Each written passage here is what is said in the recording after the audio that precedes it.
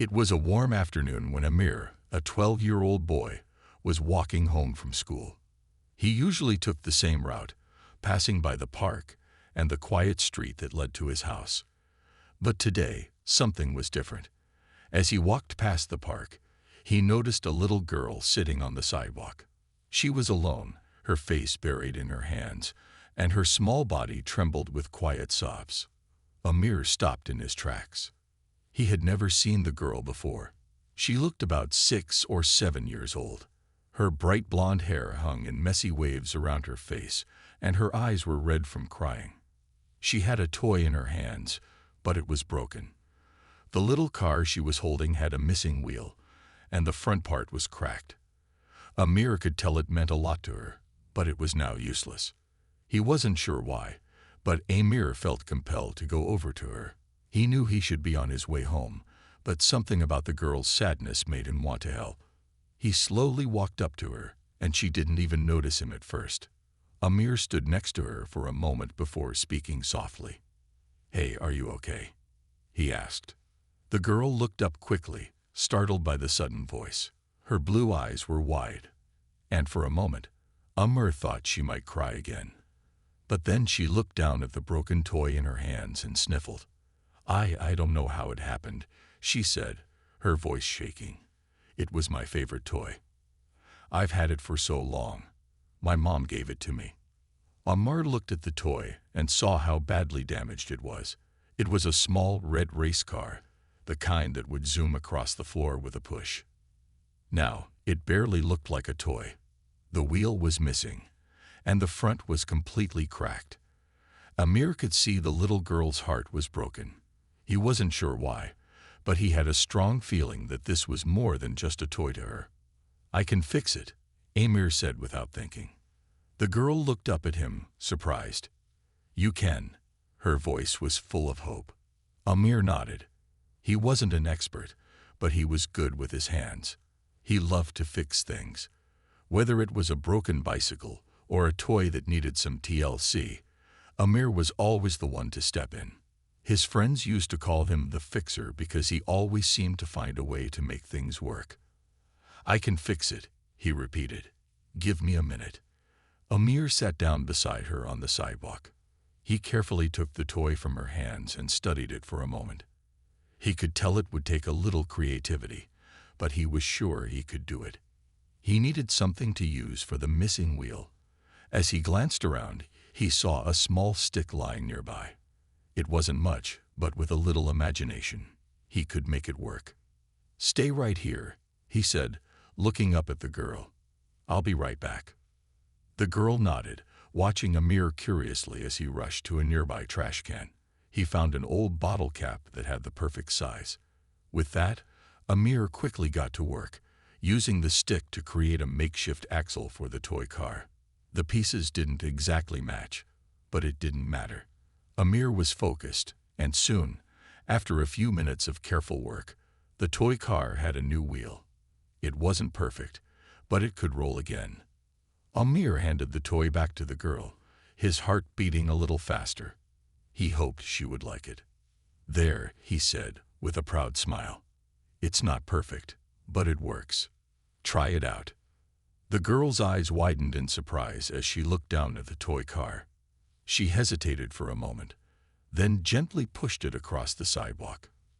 To her delight, it rolled perfectly, the new wheel turning smoothly across the pavement. The smile that spread across her face was the most beautiful thing Amir had seen all day. "You fixed it," she exclaimed, her voice filled with joy. "Thank you. You're amazing." Amir smiled, feeling a warm sense of pride. "I'm glad I could help." The girl hugged the toy tightly to her chest, as if it were the most precious thing in the world. "I'm Lily," she said, looking up at him with a bright smile. "I'm Amir," he replied. For a few moments, there was silence between them. Amir wasn't sure what to say next. He didn't know this girl, and she didn't seem to want anything else. She was just happy that her toy worked again. But before Amir could turn to leave, Lily spoke again, her voice suddenly serious. "You don't know what you've just done," she said softly, looking down at the toy. You have no idea. Amir was confused. What did she mean? He had just fixed a toy. It wasn't a big deal.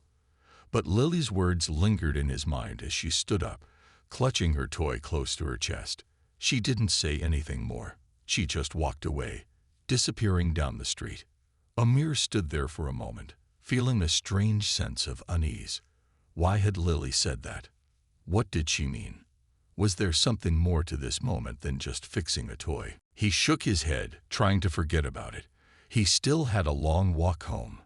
But deep down, Amir had a feeling that this simple act of kindness was about to lead him into something far bigger than he could ever imagine. The unexpected encounter. The following day, Amir couldn't shake the strange feeling that had settled in his chest. After his encounter with Lily, he had tried to forget about it, to move on with his day like it was just another random act of kindness. But there was something about the way she had looked at him when she left, something in her words that he couldn't quite ignore. "You don't know what you've just done," she had said, her voice soft but intense. What did she mean? It was just a toy.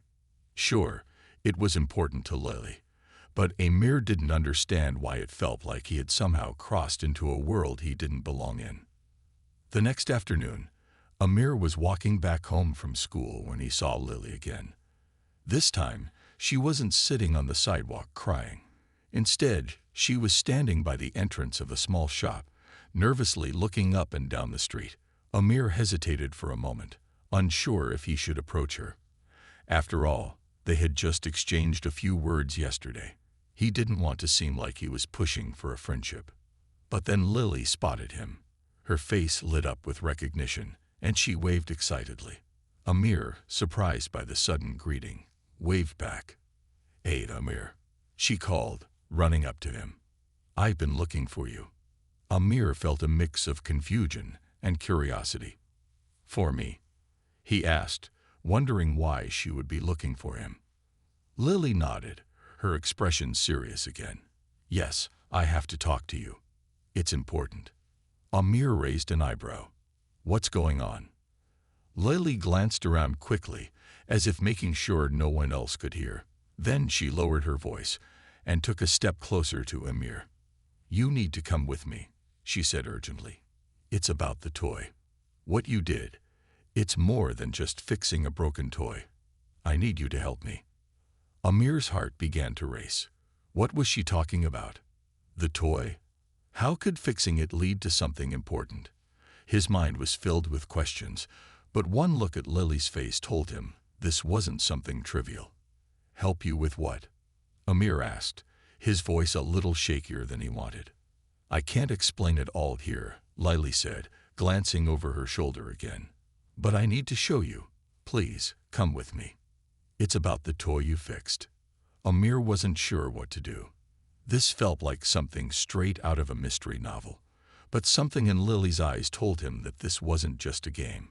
She was serious. "All right," Amir said finally, his curiosity getting the better of him. "Where are we going?" Lily smiled slightly, as if relieved that Amir had agreed. "Follow me." The two of them walked in silence for a while, down streets Amir had never walked before. They passed houses, narrow alleyways, and quiet corners of town that Amir didn't even know existed. Eventually, they arrived at a large old building at the edge of the neighborhood, one that Amir had seen but never paid much attention to. "This is where we need to be," Lily said, her voice barely above a whisper. She looked up at the building with a mixture of fear and determination. "What is this place?" Amir asked, his curiosity growing by the second. Lily hesitated for a moment before speaking. "It's not a place for kids," she said softly. "But I need you to help me. Please." Amir was confused, but something about her tone made him want to trust her. "Okay," he said, feeling like he was stepping into something much bigger than he had expected. As they entered the building, the air grew thick with mystery. The inside was dimly lit, with long hallways and rooms that seemed to stretch on forever. Amir felt uneasy, his eyes darting around as he followed Lily deeper inside. "Where are we going?" Amir asked, his voice shaking a little. "Just trust me," Lily whispered, leading him down a narrow corridor. They stopped in front of a door at the very end of the hall. Lily knocked twice, then waited. After a moment, a voice from inside called out. "Who is it?" the voice asked, sounding suspicious. "It's me," Lily replied, her voice steady but tense. "I brought him, the boy from yesterday." There was a long pause before the door creaked open, revealing a man in his late 30s. He had dark, curly hair and a serious expression. His clothes were worn, and his eyes seemed to hold a mixture of caution and relief. "You brought him?" the man asked, looking Amir up and down. Lily nodded.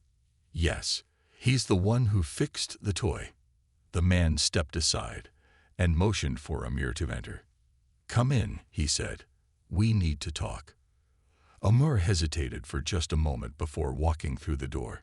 Inside, the room was small and filled with old furniture. There was a desk in the corner with papers scattered across it, and on the wall, there were photographs of people Amir didn't recognize. "Sit down," the man said, pointing to a chair across from him. Amir sat down, still confused but now even more curious. Lily took a seat next to him. The man stood across from them, his gaze fixed on Amir.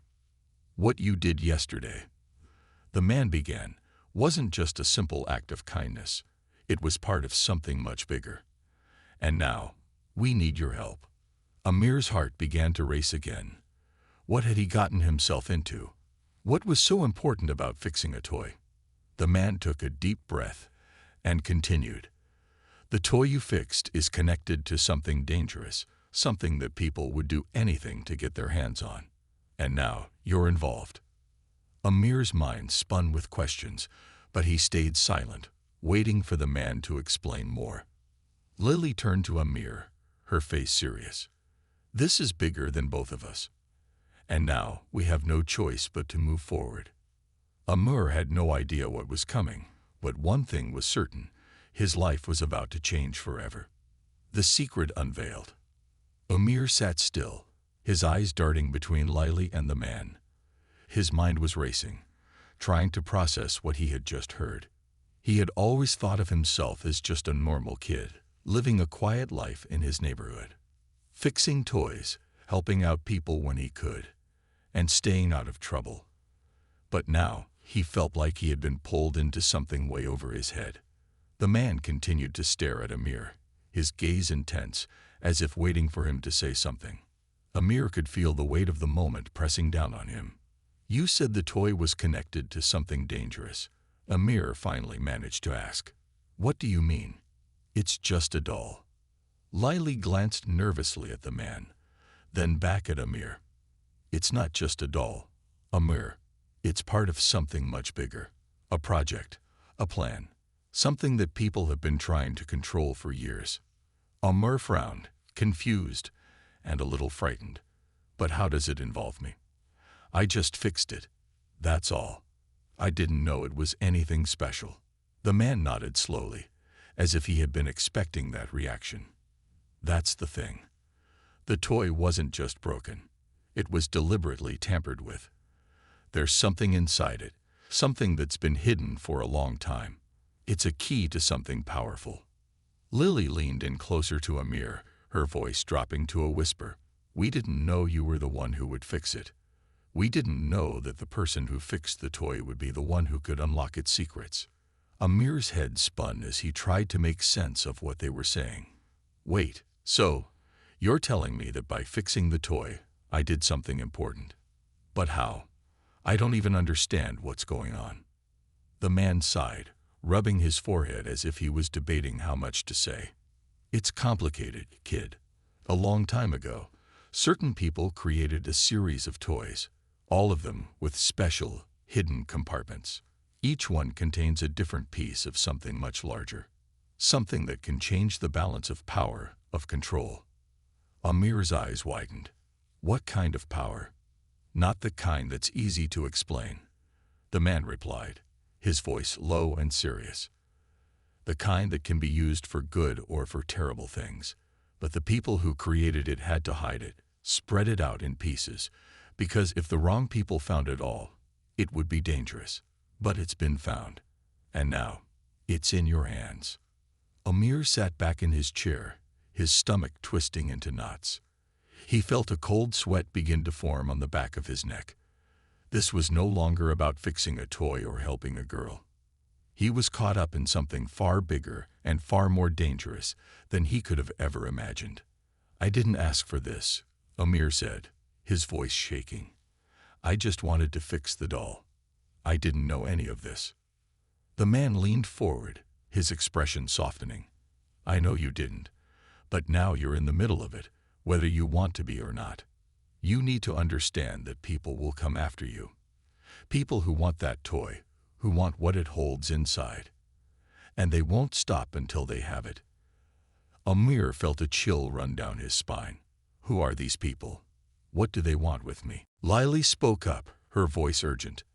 "They're dangerous, Amir. They have eyes everywhere. And they've been watching you ever since you fixed the toy. We're not the only ones who know about it now." The man nodded. "The people we're dealing with have resources, connections.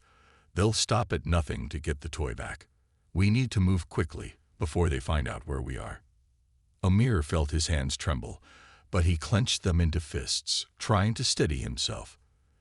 This wasn't the kind of situation he could run from. He had to do something. "Then what do we do?" Amir asked, his voice quiet but determined. The man stood up, walking over to a nearby table where a large map was spread out. "We have to get you out of here, Amir. You're not safe in this neighborhood anymore. And neither are we. But we have a plan. A safe place to hide. We need to get to it before they track us down." Lily stood up, her face pale but resolute. "We're not leaving you behind. We'll figure this out together." Amir nodded slowly. He didn't know what kind of plan they were talking about, but he could see the seriousness in their faces. He was in too deep to turn back now. And if what the man said was true, his life, and everyone around him, was in danger. "I'll do whatever it takes," Amir said, his voice firm now. "But I need to know everything. I need to understand what's going on, what I've gotten myself into." The man looked at him, then nodded. "You'll get your answers. But right now, we need to move. Time is running out." Amir's heart raced as he stood up. This wasn't just about fixing a toy anymore. This was a fight for something much bigger. He didn't know what was coming next, but he was determined to face it. The man grabbed a small bag from the table and handed it to Amir. "Take this. We may need to leave in a hurry." Amir nodded and threw the bag over his shoulder. He looked at Lily one last time, who gave him a small but reassuring smile. "We can do this," she said, her voice confident. Amir nodded again, though uncertainty still gnawed at him. What had he gotten into? And more importantly, what would happen if they didn't succeed? The door clicked shut behind them as they prepared to leave. The world outside seemed different now, more dangerous. But there was no turning back. They had to move forward. Amir's heart was pounding as they moved quickly through the alleyway behind the building. His thoughts raced as he tried to make sense of everything that had happened. The strange man, Lily's urgent warnings, and the dangerous secret hidden inside the toy he had so innocently fixed. All of it felt like a blur. How did something so simple turn into a life-threatening situation? Lily walked beside him, her pace quick and steady, her face set with determination. The man, who had introduced himself only as Marcus, was a few steps ahead, scanning their surroundings. Amir could tell that he was experienced in moving quickly and quietly. His every movement was deliberate, and his eyes darted from side to side, as if expecting danger to spring up at any moment. "Stay close, Amir," Marcus said, his voice low. "We can't afford to get separated." Amir nodded, but his mind was racing. What had he gotten himself into? He wasn't a fighter, wasn't trained for this kind of situation. He was just a kid who fixed toys in his spare time. But now, that one simple act had turned him into the key player in a game he didn't understand. As they rounded a corner and approached an old, rundown car parked in a dark corner, Marcus quickly opened the back door and gestured for them to get in. Amir hesitated for just a second, glancing at Lily. She gave him a reassuring nod, and he climbed into the back seat. The moment the door slammed shut, Marcus started the car, the engine roaring to life. He took off down the street, driving fast and weaving through traffic, his eyes focused on the road ahead. The city passed by in a blur as Amir tried to focus on what he had just learned. The toy is a key, Marcus had said. A piece of something bigger. But what was it? What did it open? And why was it so dangerous? Amir swallowed hard. This was bigger than he had ever imagined. The black SUV, the strange people following him. It was all part of a game he didn't want to play. But now, there was no turning back. Suddenly, a loud knock echoed from the door. Amir's heart skipped a beat. The person outside wasn't knocking like someone who was friendly. They were pounding on the door, demanding to be let in. The woman's eyes widened in alarm. They found us. We need to move. Marcus quickly moved to the door, checking the peephole. His face was grim as he turned back to the group. We don't have much time. We need to leave now, he said. Panic rose in Amir's chest again. He had barely stepped foot inside the safe house, and now they were about to leave it. Was there nowhere safe? Where will we go? Amir asked, his voice shaky. We have another place to go, the woman said. It's more secure, but we have to move fast.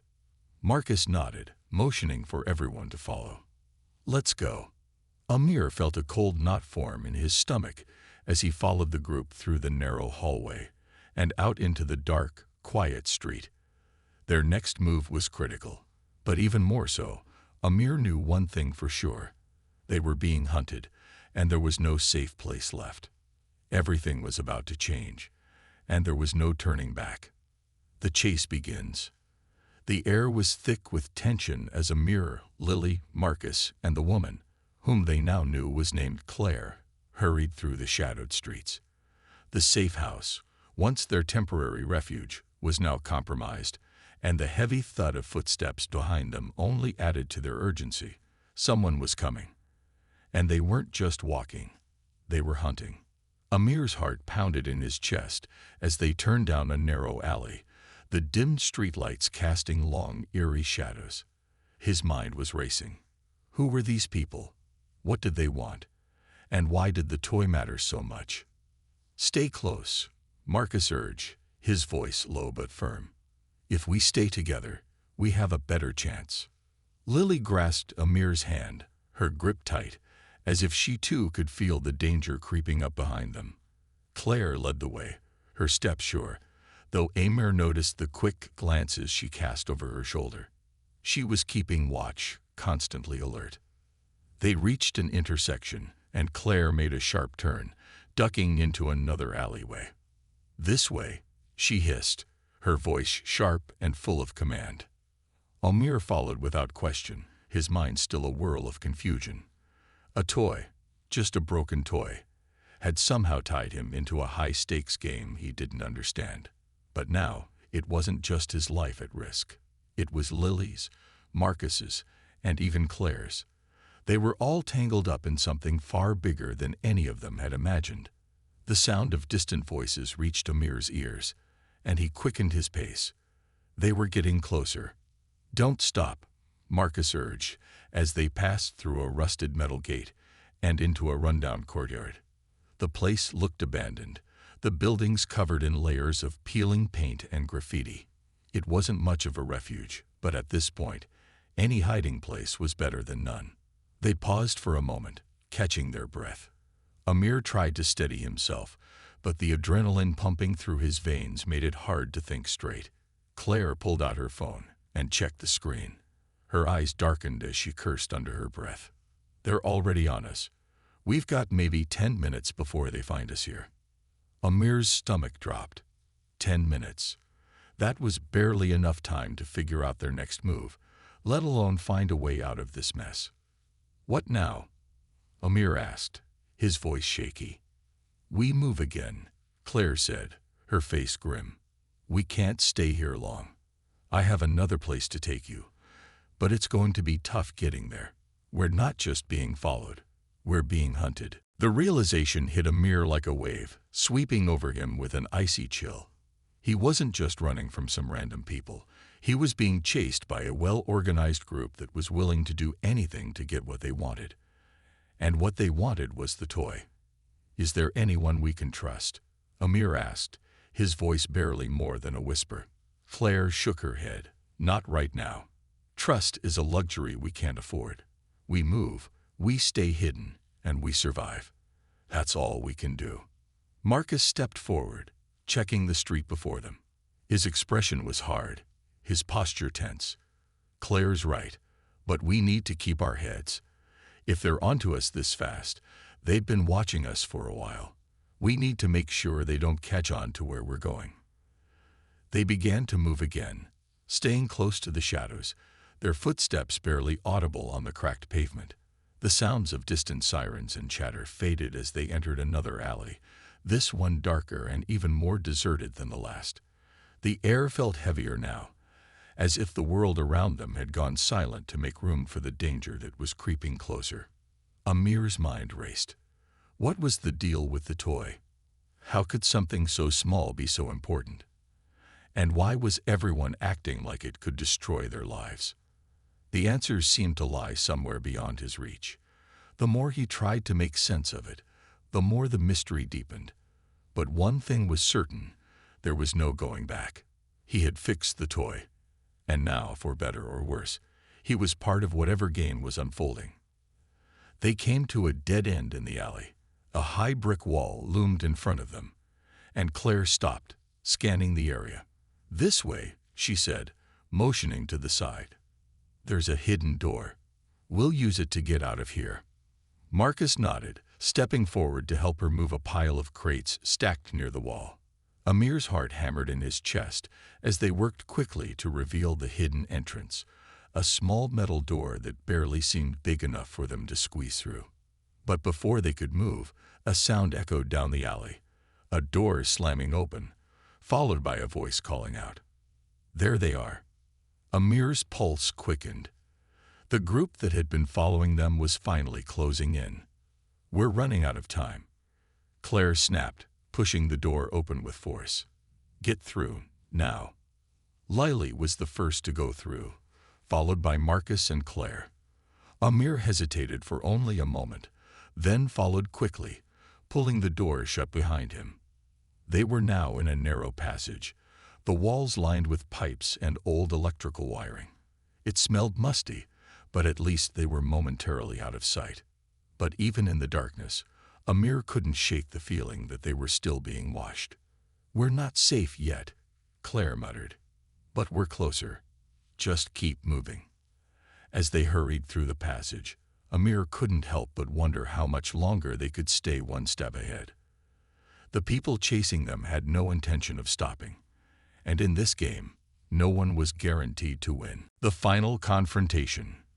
The passageway twisted and turned, and the sounds of pursuit slowly faded, though not completely.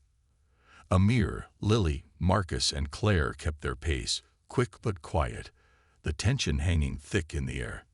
They knew their time was running out.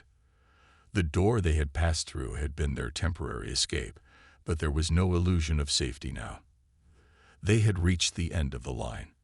If they didn't find a way out soon, their pursuers would catch up. Amir's mind was racing. What was it about the toy that was so important to these people? He had no answers, but the urgency in Claire's eyes told him everything he needed to know. It wasn't just about the toy anymore. It was about their survival. They rounded another corner, emerging into a small, abandoned warehouse. Dust clung to the wooden beams above, and the floor was littered with forgotten crates and debris. Claire paused, holding her hand up to signal for silence. "We're almost there," she whispered, her voice tight. "But we need to stay out of sight.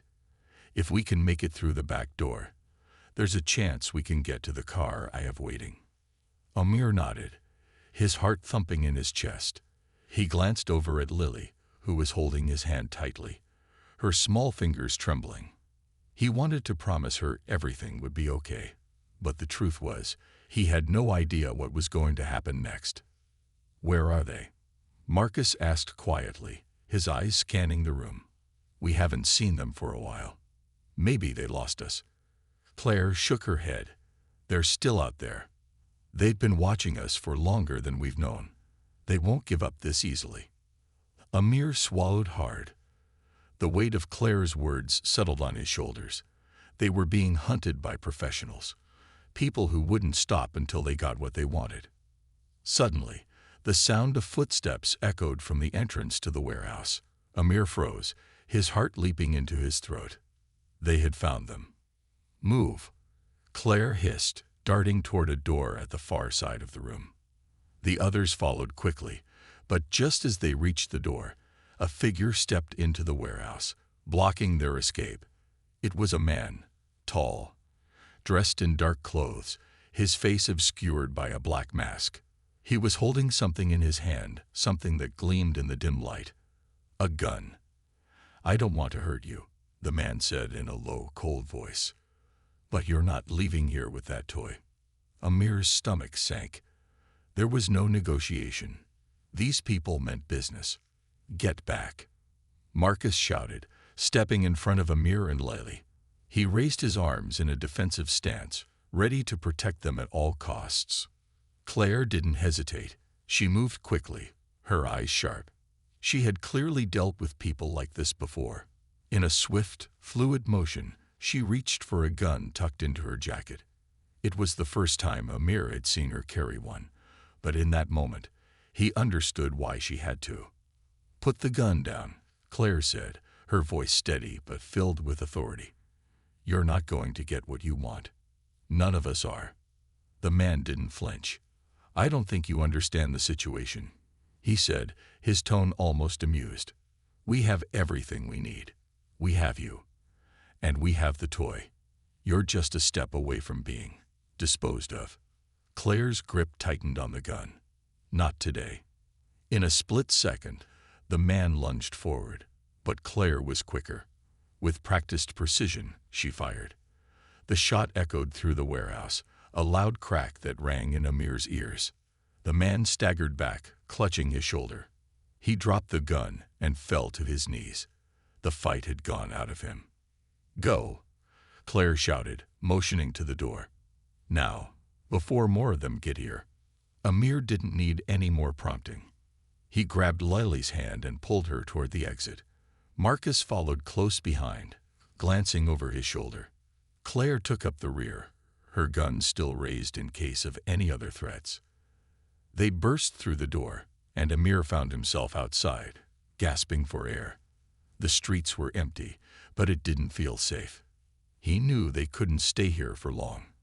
"Where's the car?" Marcus asked, his voice tense. Claire pointed to an alley down the street. "It's there. Let's move." They took off, running as fast as they could, the sound of their footsteps the only noise breaking the stillness of the night. They reached the car in a matter of minutes. Claire quickly unlocked the door and slid into the driver's seat. The others piled in, and she started the engine with a roar. "We're not safe yet," Claire said, her hands tight on the wheel as she sped away from the warehouse. "They'll be looking for us. But we fought some time." Amir slumped back in the seat, trying to process everything that had just happened. They had survived for now, but this was far from over. The toy, the thing that had seemed so insignificant, was still the key to everything. And they were still being hunted. "We need to know what this toy really is," Amir muttered, more to himself than anyone else. "What's so important about it?" Claire glanced at him briefly before focusing back on the road. "We'll figure that out soon enough. But for now, we need to keep moving." Amir nodded. He didn't know what the future held, but one thing was certain. They weren't stopping until they found out the truth. And whatever that truth was, it would change everything.